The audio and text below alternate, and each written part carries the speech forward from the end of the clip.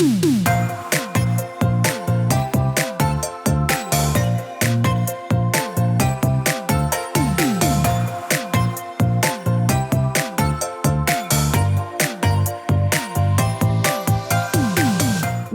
to the Plant-Based Podcast. Did you know that plants are truly amazing? Not only can you grow them and eat them, you can also wear them, drink them, nourish your skin with them, and so much more. Let Ellen and Michael inspire you to love plants as much as they do, as they chat with the movers and shakers in this wonderful plant-based world. So, let's dig in. Series 12 of the Plant-Based Podcast is sponsored by People, Plants, Wellbeing. This is the place where you can find your magic through the power of plants and nature. Relax at a nature immersive retreat, wellness day, forest bathing walk, or why not contact the studio about a tailored team day for your work colleagues' wellbeing. Later in the episode, we'll be giving you an exclusive discount code for all podcast listeners, and this can be used for money off People, Plants, Wellbeing services. Find out more about Nature-Based Wellbeing Studio at peopleplantswellbeing.com or on Instagram under People, Plants, Wellbeing.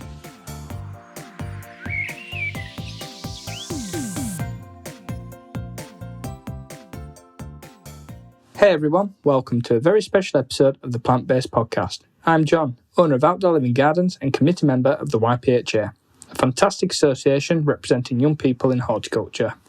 With this being the 200th episode, Michael and Ellen have given us the amazing opportunity to tell some of the inspiring stories our members have to share. So without further ado, sit back, relax and buckle in for the official YHPA Takeover. Hi, my name's Kyle Ross. I'm the production manager at Yvale Nurseries in Hereford. I'm 29 years old. I manage 4 departments, which are growing, stock control, crop protection and new product development at the nursery on the container division. So my role, I manage about 25 people and so it's a very, very, very varied role. And how I got into horticulture was my mum and dad have both been in the industry through sort of either amenity-based or garden centres. And I sort of naturally progressed towards doing horticulture as my studies kind of developed. I did a level 3 extended diploma in horticulture at Rysholme College in Lincolnshire. And then after completing that, I took that to degree level. So I did my degree at Pershore College, which is, a legendary horticultural education establishment. So did my degree there and was actually headhunted from uni during the middle of my 3rd year by Yvale Nurseries. So, I was at Pershore College in Worcestershire and I hadn't really heard of Hereford to be fair. And I got in my car, put the sat-nav on, and there, 45 minutes. I was like, oh, okay. So 45 minutes later, I was at my new home. So I joined Yvale as a trainee manager, where I worked 3-month stints in every part of the business. That includes the trees, propagation, potting, so on and so forth. And so I did that for 2 years until I kind of graduated into a role that was created for me because of my keen interest and passion for plant health and biosecurity. So they created the role of a plant health coordinator for me. So I helped the company set up their plant healthy scheme and lots of biosecurity protocols. But then after a year and a bit of that, I was sort of encouraged to apply for the new production manager role which had been created, and it was kind of a shake-up within all the production departments. I applied and I was successful, and I've held that role now for 5 years and I absolutely love it. Hello, my name is Izzy and I work at Camden Garden Centre. Mr. Plant Geek, you will 100% not remember me, but I've met you when you did your workshop at the centre. So I think what I'm going to talk about is quickly about my horticultural journey and then some funny stories. I'm actually a late career changer. I did my degree at neuroscience and afterwards realized that wasn't it for me, and I decided to work with plants instead. So here I am in Garden Centre Retail. And I thought you've probably heard a lot of stories about people impressing customers and winning, so I thought I'd change it up by including that time I really unimpressed a customer. Essentially, it was later in the season and he came in asking for French beans, and I said, okay, let me check if I have any. And so we looked through them and I say, oh, here, I have some French-ish beans. And he looks at them, pulls a face and goes, those are petits pois. And I just look him dead in the eye and go, yeah, as I said, French-ish beans. Yeah, the look he gave me. But on a more serious note, I love working with plants and being around them all day. It has honestly been such a great experience. In my personal life, I also have a very large houseplant collection, which just means that when I'm not at home watering plants, I get to be at home watering plants. And I'm also a massive plant nerd. I love everything about them, and I find myself especially drawn to like crazy and weird plants. And honestly, I'd love an opportunity to just discuss my favorite crazy plants with you, such as Euonymus Blade Runner or Coca-Cola scented geraniums. Growing up in central London, horticulture, it was never an option. I didn't have the typical granddad's allotment to introduce me to growing.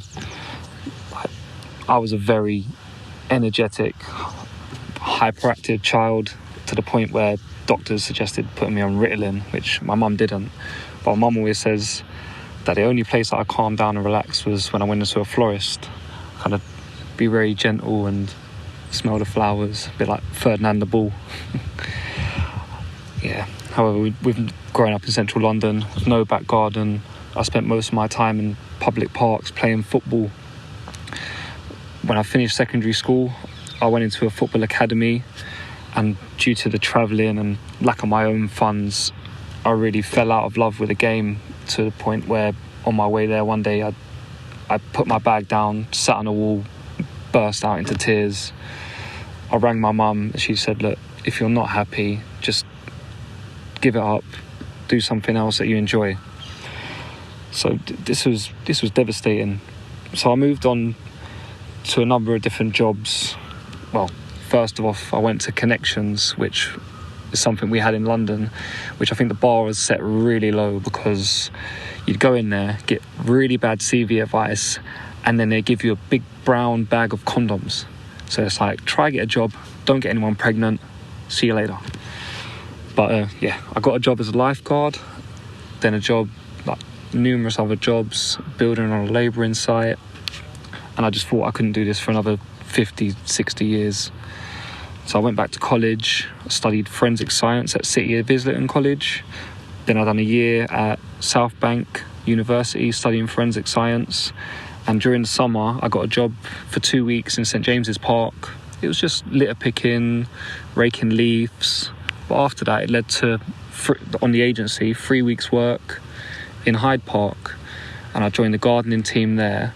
And after 3 weeks, no one said anything. So I just kind of turned up on the Monday in my uniform, signed in and carried on working.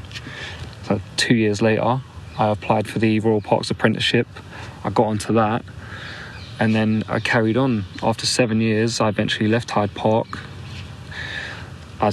I studied there under a really great senior gardener called Lucine Lee, and it was quite sad to leave. But I moved on to Greenwich Park for the Greenwich Park Revealed project, which was funded by the National Lottery, and that was a park management trainee position.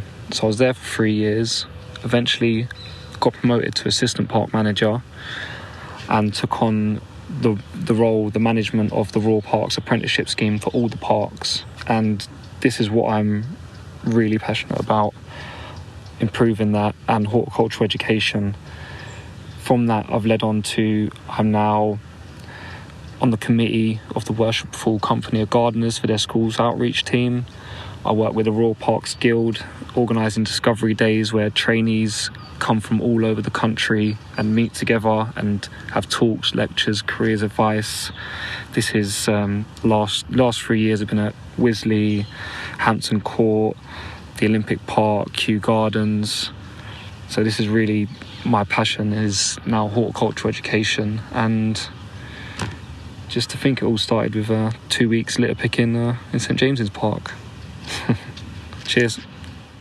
I guess I'll introduce myself. My name's Tommy. I've been working in horticulture for about 5 or 6 years, but mostly in hydroponics and controlled environment agriculture. So I'll just tell you a little bit about how I got into kind of my field of work. I was really confused actually after graduating from St Andrews with a politics degree, and I went to work at the European Parliament in Brussels.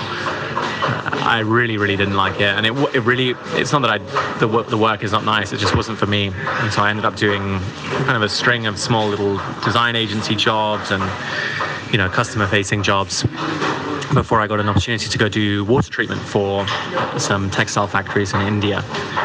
While I was out there, I was basically retraining as a water sanitation engineer when I met someone who introduced me to hydroponics. He said, if you like this, then it'll be an easy switch over for you, and if you're interested, I can put you in touch with the right people. So I guess that was kind of the end of 2018. 2019, I started on one of my trips back looking into a little place called Growing Underground, which is based in Clapham and grows basically in an old war bunker for people like Marks and Spencer's and Whole Foods, things like that.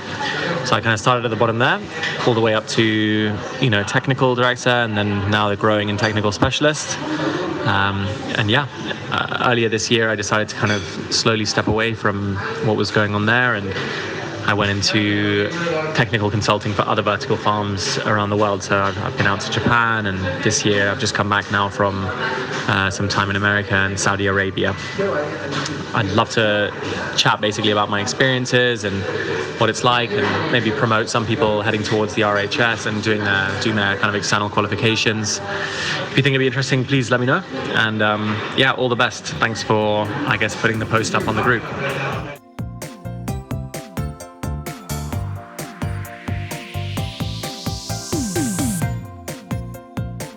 To anyone listening, I just want to say thank you for the opportunity to share a bit about myself and my journey into horticulture and potentially contribute to the podcast. I am a career change into this industry, and I have about 15 months professional experience, and I currently am working in a head gardener capacity on a historic site. My journey to this point is too long to explain in a 2 to 3 minute recording, but there was one event that changed my trajectory in life, and that was a visit to the Eden Project, and that day marked my decision to move into horticulture professionally into the future.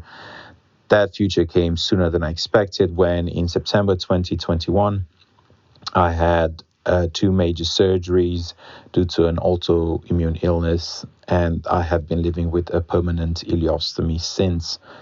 The road to recovery was very difficult, and it took me through some terribly dark moments. To top that up, I've lost my job in that process, as I could not return to work even after 6 months. I have applied to other jobs with no success, and after that I felt that I had nothing to lose, so I decided to explore the initial trajectory where I was hoping to end up one day going towards. That was crazy at the time, because I think when I was applying for the first job in horticulture, I was still walking with a crutch for support. I have done self-employed work for different people, but a great turning point was getting a job on a historic estate, working in the walled garden, growing fruit and veg for the restaurant on site. I fell in love with the industry. I felt I was alive and experienced the excitement going to work. That excitement is still happening even today. Like, I get excited to go to work in the morning, and I hope through the work that I do that I get to inspire visitors, potential interns or apprentices to fall in love with nature and follow a career in horticulture. I have more to say about this topic, but if I get the opportunity, I'll get to share this with you. Cheers for this again. My name's John, and I'm the owner of a company called Outdoor Living Gardens. We are a garden design, build and maintain company. I first got into horticulture through my granddad's best friend, who owned a landscaping business, and I started there when I was about 15-year-old. I started off gardening, learnt a lot of the trade from, it was called Richard, who was a fantastic horticulturist and really inspired me and got me into plants. I remember a funny story actually. One of my first days working there was a really nice box circle just starting to form around a pond, and he told me to go up there and tidy it all up. So I was really excited to show off what I could do. So I took the shears, went away and started chopping. Really excited with the finished product, stood back and admired it. I went down to go get him, hurried him over to take and have a look, and what I actually ended up doing is chopping them all back and making them into these little boxes, because from what I understood, they were growing into each other, not actually trying to form a hedge. So unfortunately, my first week wage went into buying a load of more box to plant in between the gaps that I have just chopped away. So anyway, that was the first lesson I learnt in horticulture of what not to do. Since then, I went to Bishop Burton and gained an extended diploma in horticulture level 3. And further to that, I went and did landscape architecture at Leeds Beckett University. I've always been passionate about horticulture, landscaping, and had a real passion for planting. Once I finished uni, I thought I needed a little break from work, so I decided to go out to Australia, where I travelled for a bit and managed to get an internship at a landscape architecture practice, which gave me some really great experience to then move on to work for a very high-end landscape design and build business. I worked there for about 3 years, working on really high-end projects, swimming pools, porcelain. I mean, compared to the work I was doing out in Halifax, it was just a completely different level. So when I came back, I managed to get a job working for a company as a bit of a project manager / designer for a garden design and build business in Harrogate. I did that for, I think, just over 2 to 3 years. And at that point, I just sold my house, managed to get a bit of money from the equity, and I thought it would just be a great chance and time to start my own business. And just finished my first year of business, things are going really well, and really excited about the future. So thanks for listening. Bye. Hi, I'm Charlotte Cole, and I've been collecting houseplants for 5 years, but I only realised that I could go into horticulture 2 years ago. For me, mental health and horticulture really do go hand in hand. Plants are so good for mental health. I mean, that's how I got into horticulture. I think what a lot of people find is that when you care for plants, you're forced to care for yourself at the same time. 5 years ago, knowing I had to care for my plants was the only thought that was getting me out of bed every day. And now I've made horticulture my career, I feel so present and so connected with both myself and the outside world. I feel as though I couldn't have chosen a more rewarding career, really. And actually, before that, I really thought that plants were completely boring compared to other parts of nature. But the more you care for a plant, indoor or outdoor, the more you can see how much of an impact and a difference you can have on the living environment. So it's rewarding and it's freeing. On a side note, I happen to have Tourette's. So one of the funniest things to me is that I can walk past a plant and I'll inadvertently shout out the Latin name of said plant. So one time I was quizzing a friend on plant names, but we had to give up because I kept answering my own questions. Anyways, horticulture will be taking me to the other side of the UK next, where I'll be gardening for one of the only RHS partnered hotels. It's going to be a challenge, but I can't wait, and I think that just sums up like what I love most about horticulture. It's an adventure. Horticultural journey so far, I was in an office job and it was absolutely horrible. I used to go to work in the dark and come home in the dark, and I also got diagnosed with chronic anxiety during that point, and yeah, it was really rough. And then lockdown happened and it was the best thing ever. I started, long story short, growing things on a rooftop that I wasn't allowed to grow on, and found some refuge in that. Moving on, just to keep this snappy, biggest challenges I've had so far, I gave a speech at the college pride event at Sparsholt, and obviously chronic anxiety. It was, I know people have a fear of public speaking anyway, but I was shaking and sweating and constantly going back on myself, and the way I overcame it was by learning the speech over and over and over and over again. It's literally ingrained in me. I know every single word. And I had to also wear little earplugs secretly, so that it basically helps with sensory overload and stuff that I have. So yeah, and then also we got a Chelsea gold medal this year, which blew my mind. And I think in order to do that, we were working for about 9-10 months straight, just constantly. And the way to get that level is, on the last day, I was literally on my side painting the kickboard black, like every little bit.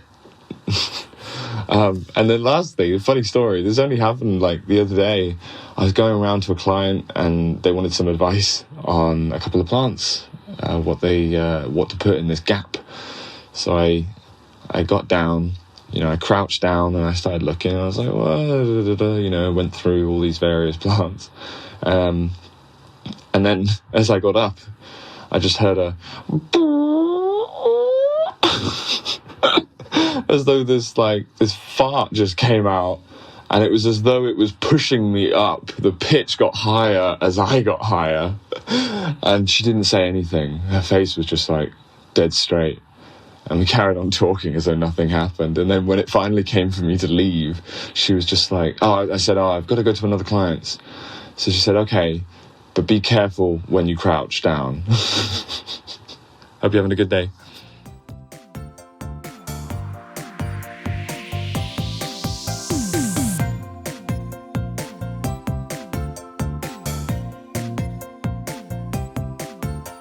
Hi, so my name is Bertie Swainston, and I'm currently a horticulturist in Alpine's RHS Harlow Car.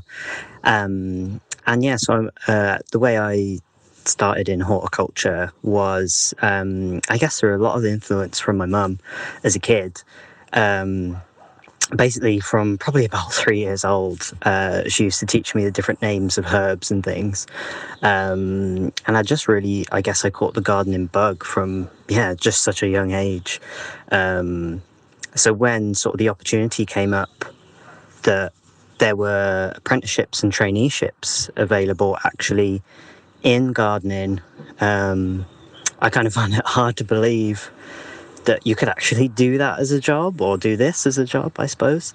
Which to me just kind of highlights that it's so important for kids and young people to sort of have that interaction with plants and nature at such a young age, because it clearly made such a big influence on myself.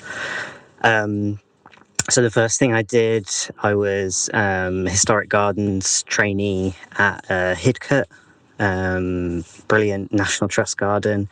So I was there for a year, and then I went on to do a year at Birmingham Botanical Gardens, basically doing an apprenticeship to get my level 2 qualification. And then after spending a year there, which was really great, just experiencing botanical as opposed to historical gardening, I actually got a job back at Hydrangeas as a member of staff. So that was brilliant to be able to go back, as it's still, one of my favourite gardens. So I was there for about 3-4 years, and then I went on to William Shakespeare's Gardens and managed some of the gardens there, which again was a great experience to sort of delve even further back into history, or also trying to have a bit more of a modern take on Shakespeare in some of the gardens, which was great fun, really. Especially getting to use sort of some of the newer cultivars of plants, but actually named after Shakespearean characters. So that was brilliant. Great fun, really. And now I'm actually in alpines. So COVID sort of gave me a bit of a kick of, why not try training again? So I took the chance to specialise in alpine and woodland plants with the Alpine Garden Society, and it's ended me up working at RHS Harlow Carr with a great team and with great plants. So yeah, hopefully you'll consider me for on your podcast. I think it'd be really great.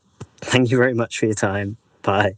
Hiya, my name's Meg. So I've been part of the horticultural industry now for over 6 years and fell into it by accident, really. At the time, I was living in the outskirts of Bristol and I needed a job near me, so I found a garden centre to work at just as a plant assistant. But from there, each review I had, I wanted to take on more. So by the time, I think it was about 3 months ago now when I was still there, I was a supervisor, plant buying. I ran the houseplant section, shrub, herbaceous, fruit and veg departments, and all got really, really positive profits and spaces. Loved doing all the merchandising and display stuff. And I even got onto doing the social media with Iron Acton Garden Centre. So I got a really mixed role. And whilst I learned a lot there and gained a lot of confidence, gained a lot of knowledge and skills, it got to that point where I needed something slightly different. So 3 months ago, I actually started a job at Hayloft Plants, and that was a role that was actually advertised through the YHPA. So that was the creative marketing, horticulture creative marketing. So from there, I've been honing my social media skills a lot more. I've been doing live videos in the greenhouse, doing interviews at Chelsea and other RHS shows, which has been really exciting to see the different kind of stands. Really, really exciting to see what's been developed as well. But yeah, I've had a really mixed bag of skills from the horticultural world. And it's just really exciting to see where it goes from now, really. I think people might think that I've not progressed because I'm in an office again, but no, I am still outside a bit, and I'm really enjoying the kind of creative marketing side of it. Homes back to my old uni days doing illustration and graphic design. So it's all kind of come together in this really good mesh of the plant world and my kind of computer skills. So it's, yeah, really excited about the future. Really look into the RHS Malvern show. That's where I'm going to be next. Having a look at different plant stands and things like that. Oh, and one other thing I'll say, what was really exciting, when I was in my old job, got to go on a few plant buying trips and went to a Holland one, and that was absolutely amazing. And it's just so exciting to see what plants are being developed all the time by different growers, and really exciting to see the different visual displays people create in response to those plants. But anyway, enough of that. I'll let you be. I know that you'll probably be listening to lots of different messages. All right, thank you. Bye-bye. Hello, it's Chris Jesson here, otherwise known as Groovy Gardening UK on Instagram.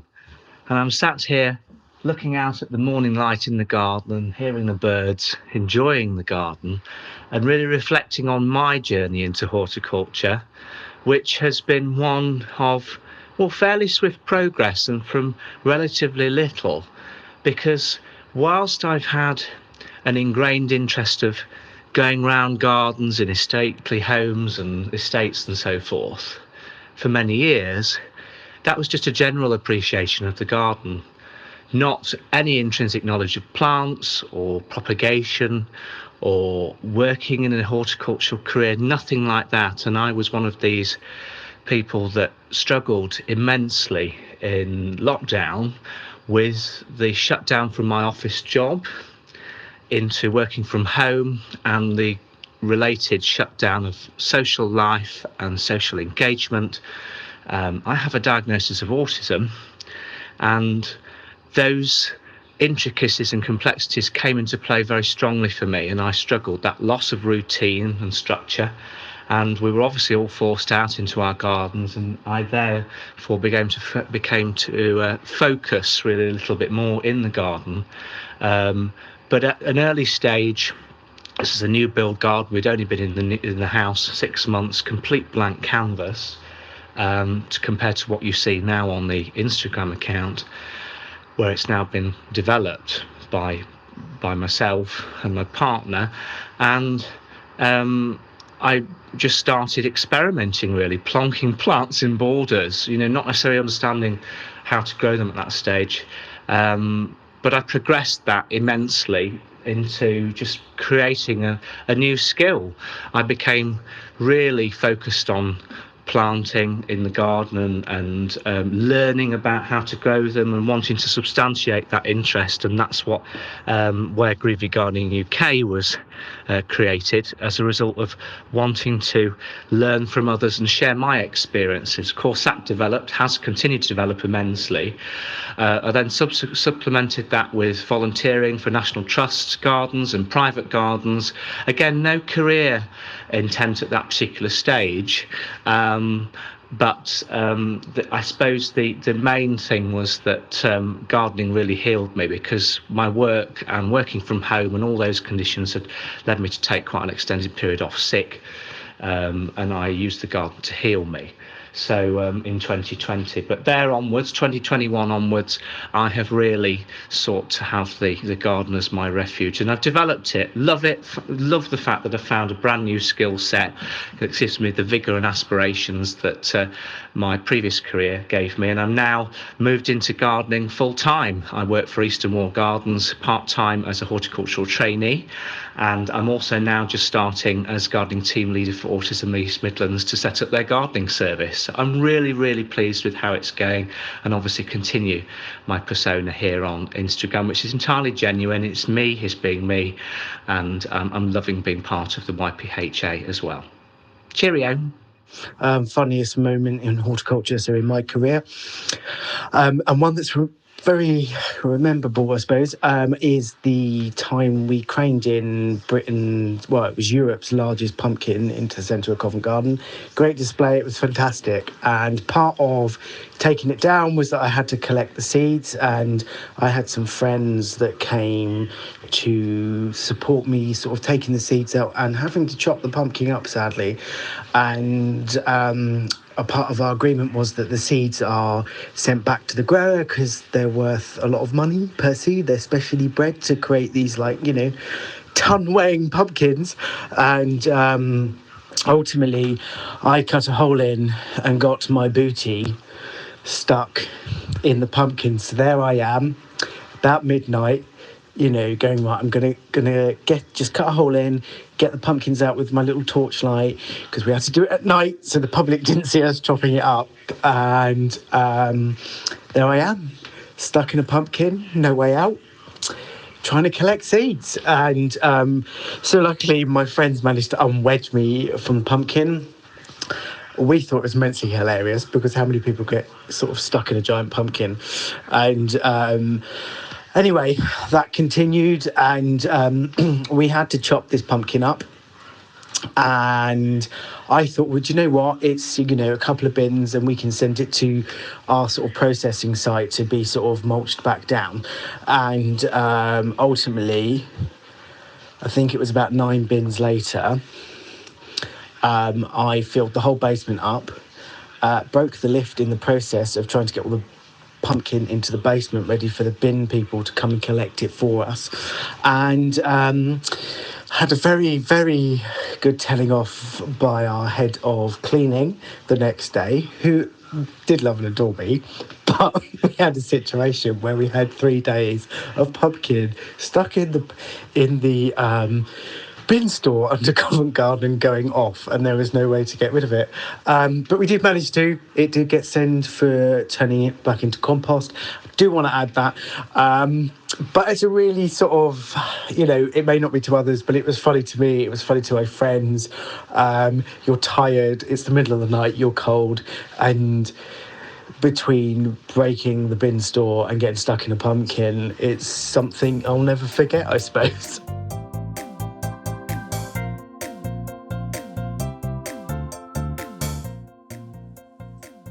Michael, you look like you might have been swimming in salt water today. Yeah, I have. How'd you tell? Because my hair's got that surfer look. Yeah, you've got the surfer look and you look refreshed and revitalised, like you've been paddling in the sea. You say the nicest things. I have. I've been in the Dutch Sea. Do you know the beaches in Holland are really phenomenal? I don't know how they're different to UK. I guess UK there's not really sand in the same way. And I think what makes it really nice here is the whole coast is big, wide, sandy things. So you could actually, I see sometimes people like come along on horseback. Sounds like the olden days.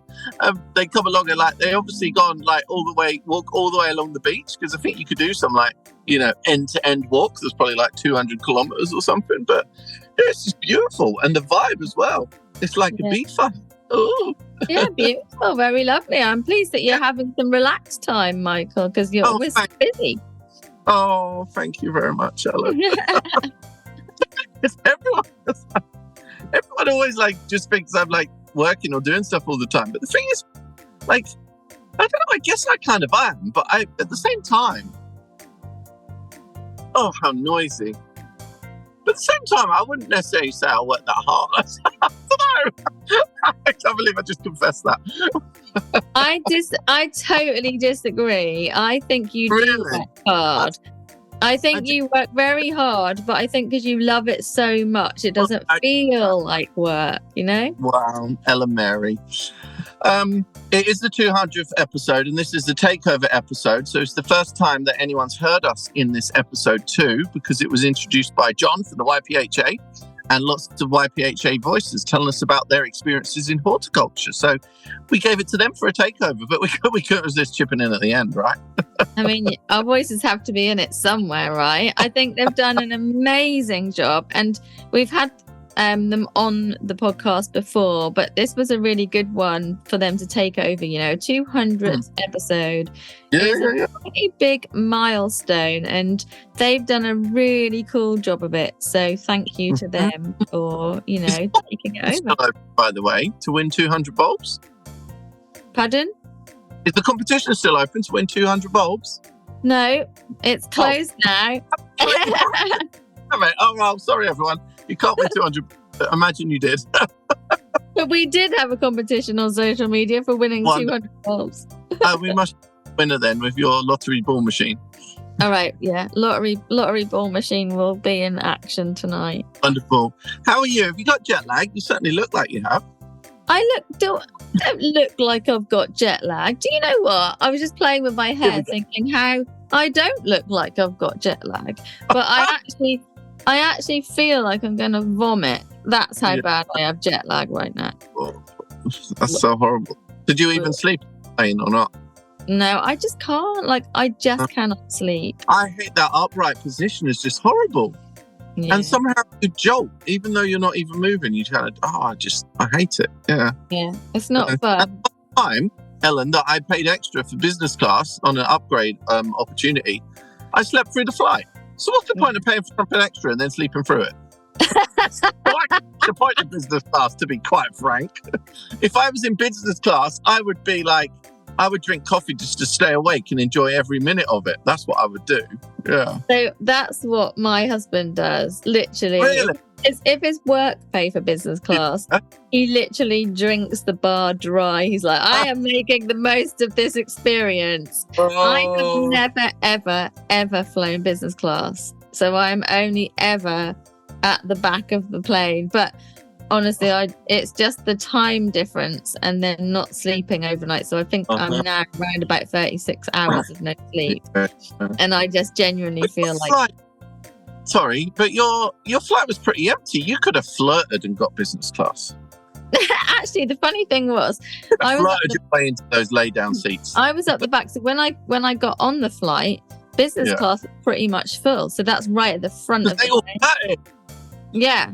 And then so basically those people practically paid for my flight because I went towards the back and there was no one there. So it was so quiet up the back of the flight. You would think that I would have slept because I could actually put my feet up on the seat next to me, but I don't really. Must have so much attention from the air stewards. None of them really, because it was so quiet. They just sat down in the seats as well. And it was an overnight flight, so the lights go down and they want you to see. Yeah. It was just very boring. But when I got back, I needed to like try and stay awake, and I needed to get some food. So I went and done some food shopping, and I went to the allotment, and I genuinely pulled up at my allotment. I've been away 2.5 weeks, thinking it's been hot here, hasn't it? So it's going to be a scene of devastation. Absolutely was not whatsoever. And I walked up there and I just thought, wow, like, really, in a good way. Think in an amazing, honestly, it looks amazing. Well, it's been hot for a few days, and there's a lot of moisture already in the ground, I guess. And it's no dig as well, so the mulch really retains that moisture. There's a lot more weed this year because I didn't mulch enough. Apart from that, everything is so beautiful. And I've got these huge, big, giant Mongolian sunflowers. I bet you have. You bet I have. And they're so massive. The heads are so massive. And obviously something's been eating the seeds out of them.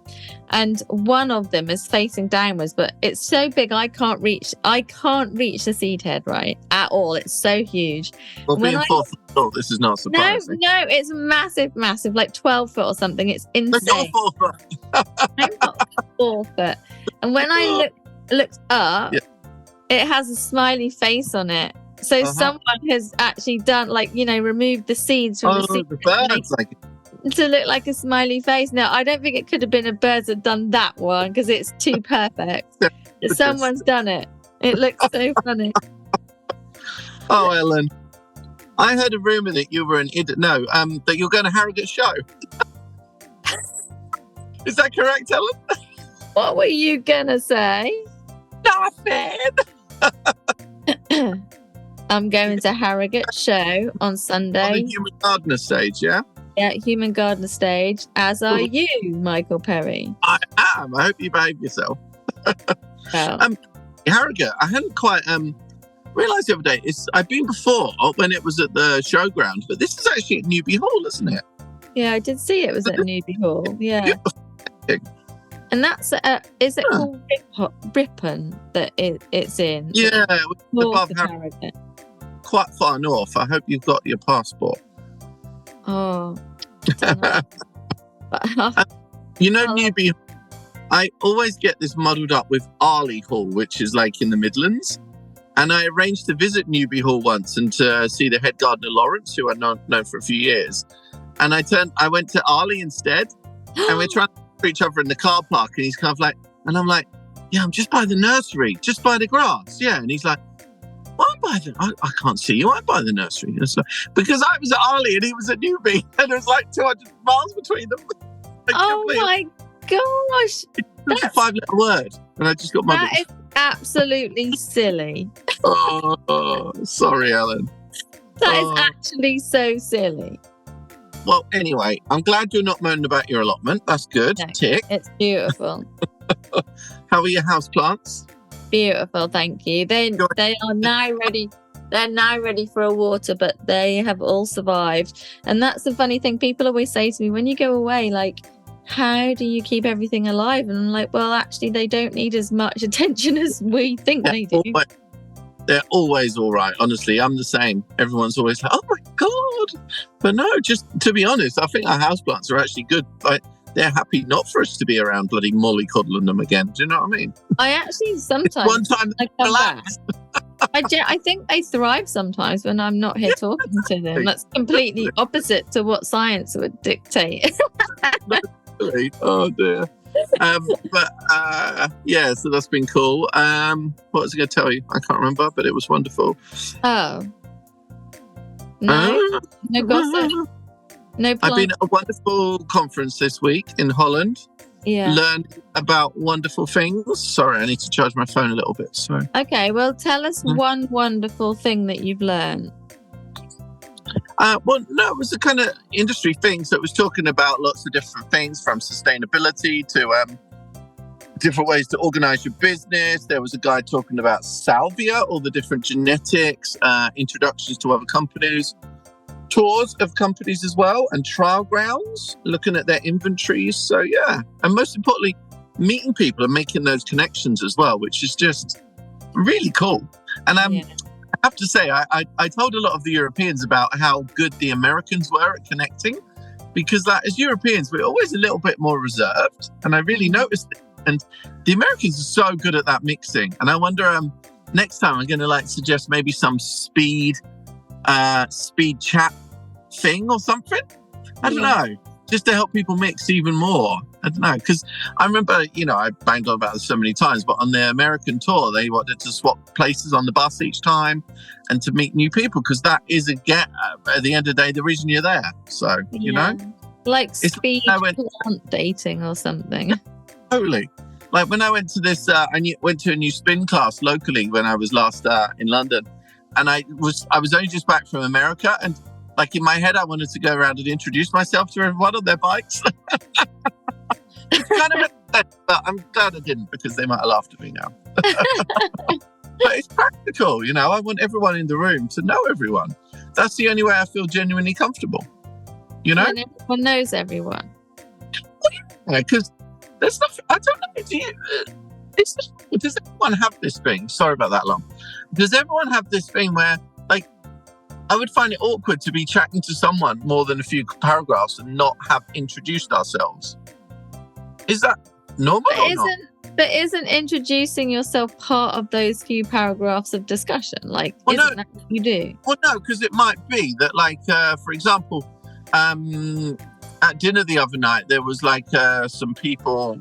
There was a guy next to me, then some people just beyond, and they kind of came along and they were then chatting, and then there's a point then we're kind of like then talking a little bit as well, but there was no point when we then introduced ourselves. And after a couple of paragraphs, you feel like you've lost that opportunity. So then and then they weren't kind of fully in our conversation. They were sort of half in, but not.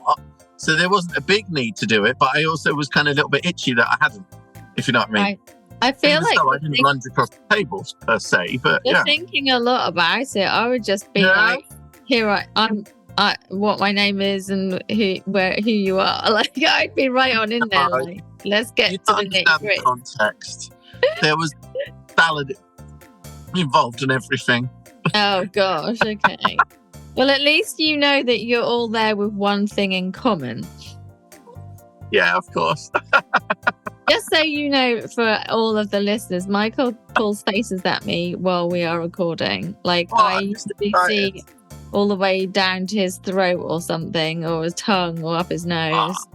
I'm in the hydrangea fields tomorrow, Ellen. Broadcasting for QVC. Please tune in. You know when you broadcast live from the hydrangeas, the dailies, all the ones that you've done? I can answer any question. Okay. I'm ready. Hit me with it. If you miss it, because you can't watch it at that time. I thought you meant if I miss it. I can't miss it. It depends on me. You can't miss it. But if us as listeners would like to see it, can we see it later somewhere? Yeah, well, on a QVC website, if you go on like the TV guide, you should then be able to watch back like whole hours of shows. But you need to look on the website, not in the app. So okay, it can be done. QVCUK.com. Yeah. Okay. Can you tell us a favourite hydrangea that you've seen there? Oh, I love them all, Emmy Mary. Well, just pick one.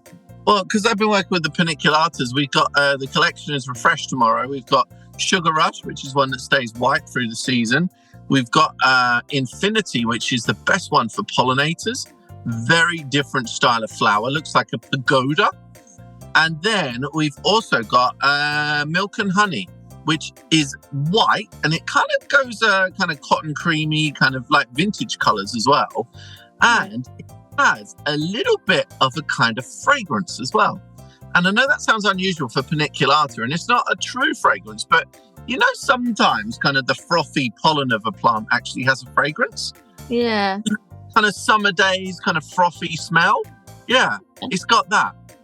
Okay. You know the one I mean? The smell. Okay. Yeah? Okay. You know, like a day, sometimes you can smell that, even though they haven't got fragrance, you can like... You can still smell them. Yeah.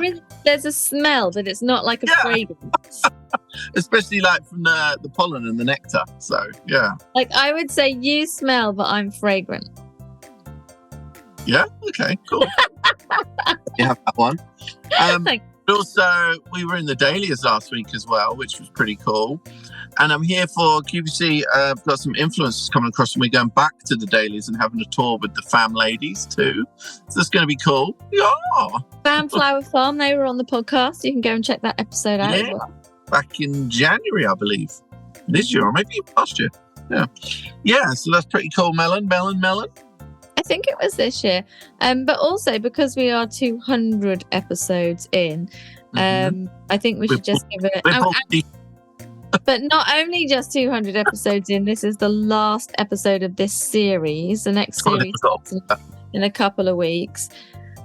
So I think we should give a shout out to our contributors and our sponsor also for series 12. So contributors for this series, we've had Skinny Gene Gardner, Lee Connolly, with his kids gardening tips. Absolutely. Oh, he's had a right nice summer, hasn't he? With his tours. He has done so much. I'm very proud.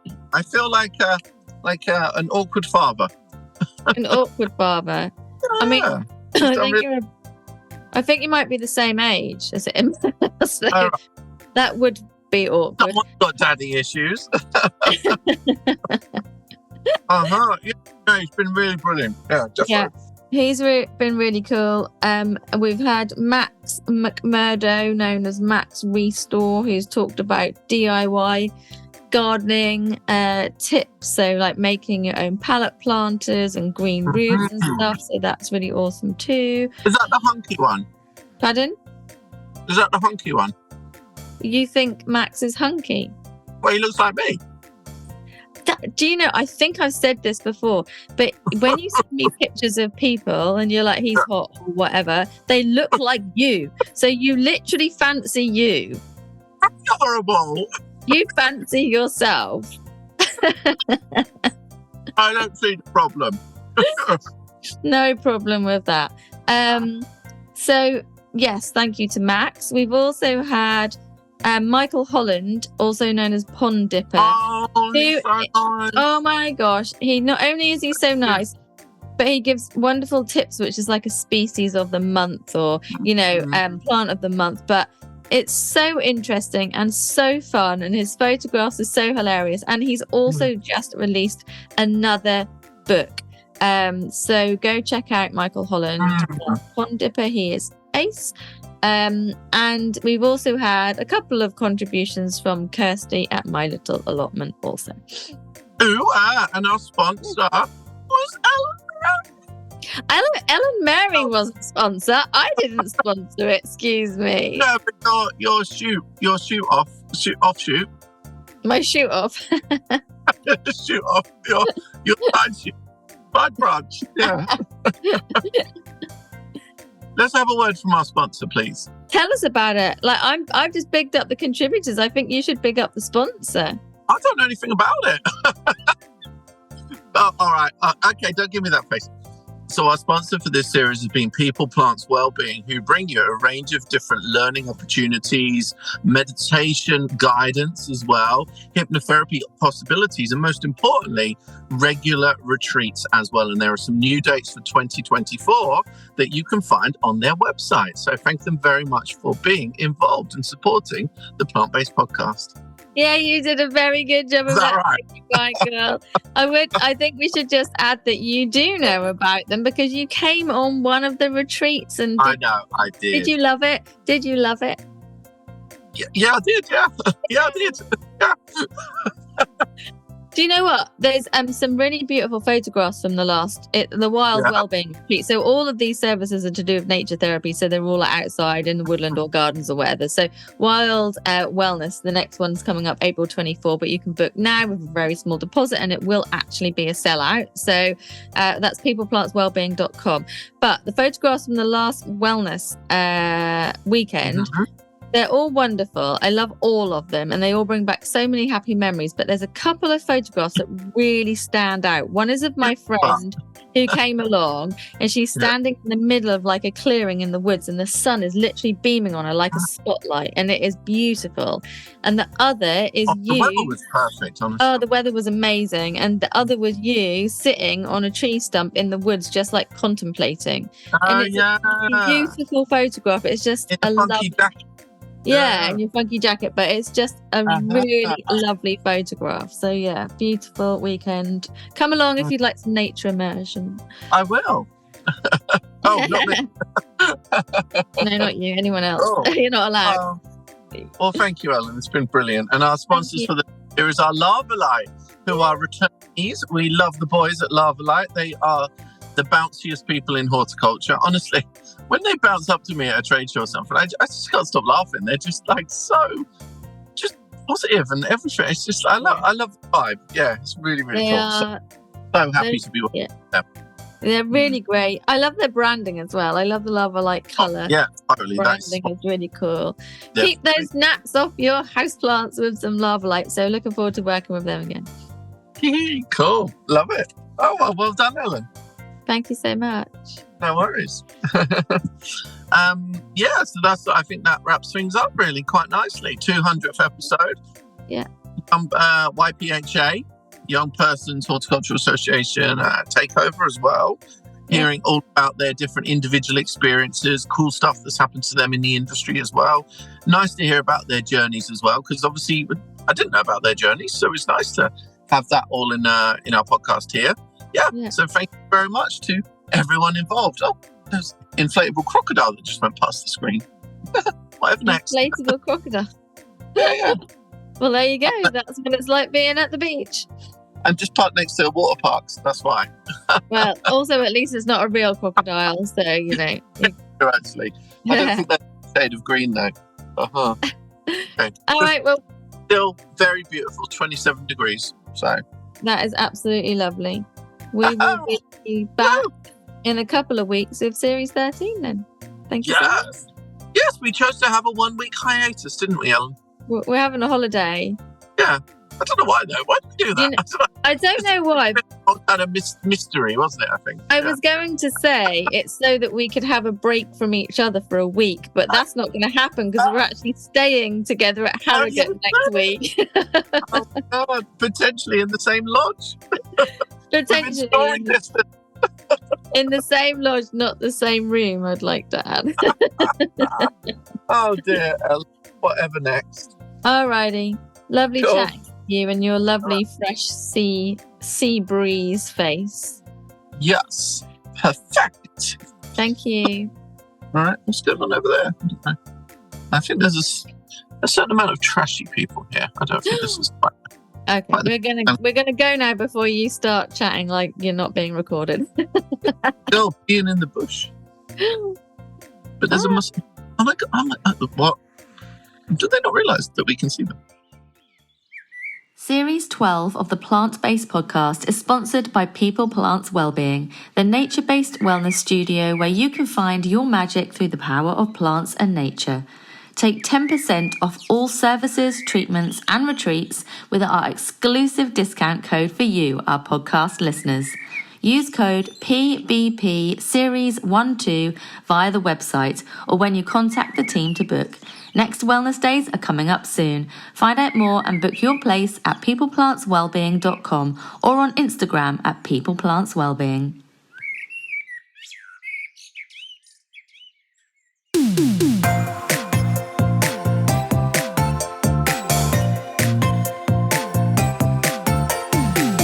The music for the Plant-Based Podcast is part of the song Grow by Mikey James, and our editor is Gareth Patch of Semi Echo.